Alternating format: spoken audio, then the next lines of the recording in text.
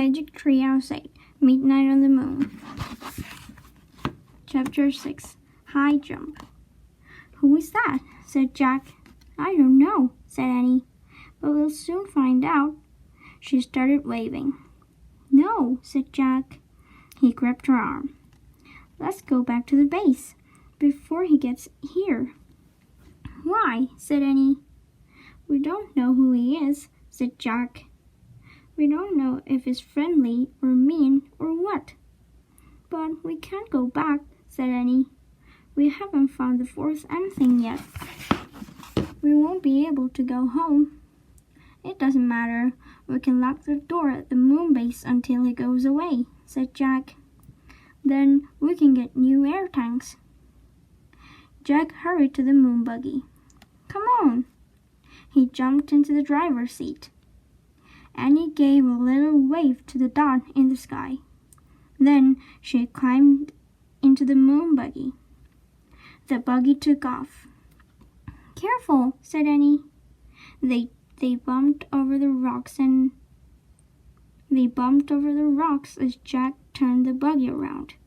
Then they zoomed toward the pass. Jack steered around craters and rocks. More than once, the buggy nearly tipped over. "Whoa, slow down," said Annie. They were almost at the mountain pass. Suddenly, a cloud of dust flew up in front of them. The ground trembled. "Watch it!" cried Annie. Jack couldn't see a thing. He stepped on the brake. The buggy jerked to a stop. The dust settled.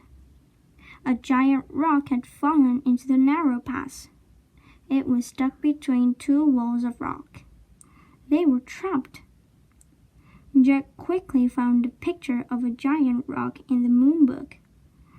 He read aloud. "Rocks of all sizes crash into the moon from outer space. These rocks are called meteorites." "We're lucky that meteorite didn't land on us," said Jack. "Yeah, and I guess it's too big to be the M thing," said Annie. She had climbed out of the moon buggy and was standing by the meteorite. It was more than twice as tall as she was. Jack looked at the black sky. The flying thing was nowhere in sight yet. "We'll have to jump over it," Annie said. "Jump? I don't think so," said Jack.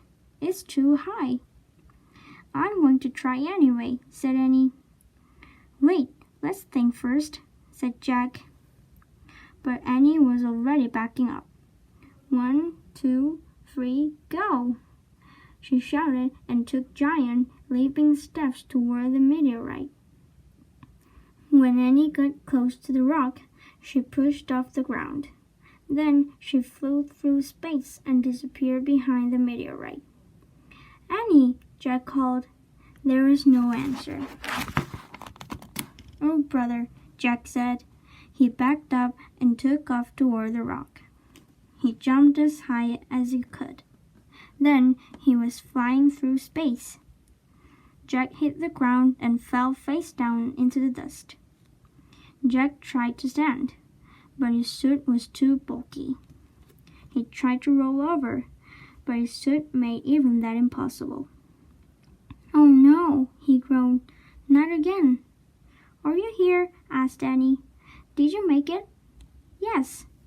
Jack was relieved to hear her voice, but he couldn't turn his head to see her. He could only hear her over the radio. "Can you help me up?" he asked. "Nope," said Annie. "Why not?" "I fell down too," she said. "Oh, brother," Jack sighed. "Now we are really in trouble." He tried to stand again and failed. "Can you see anything?" he asked. "Just the sky," said Annie.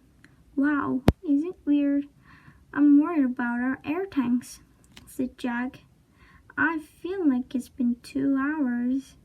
"Jack," said Annie. "And what about the moon man?" said Jack. "Where did he go to?" "Jack," whispered Annie. "What?" "He's here," she said. "The moon man is here. standing above me.